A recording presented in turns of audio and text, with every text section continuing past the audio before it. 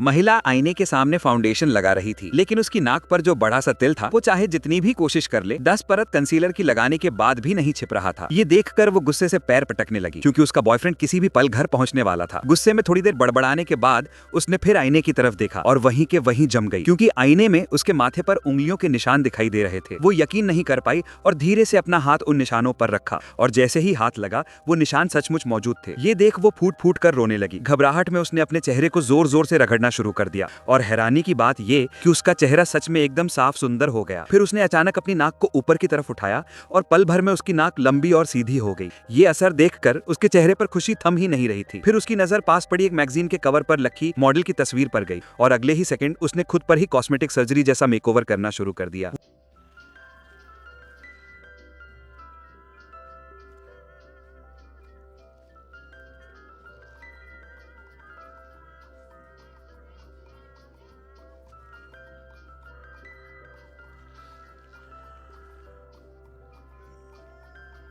वो अपनी नई शक्ल देखकर इतनी खुश थी कि उसे होश ही नहीं था कि अचानक दरवाजे पर जोर जोर से दस्तक होने लगी। वो आईने में अपने बदले हुए चेहरे को देखती रही, फिर नजर नीचे अपने और बॉयफ्रेंड की तस्वीर पर गई। उधर बॉयफ्रेंड काफी देर से इंतजार कर रहा था। आखिरकार कमरे का दरवाजा धीरे धीरे खुला।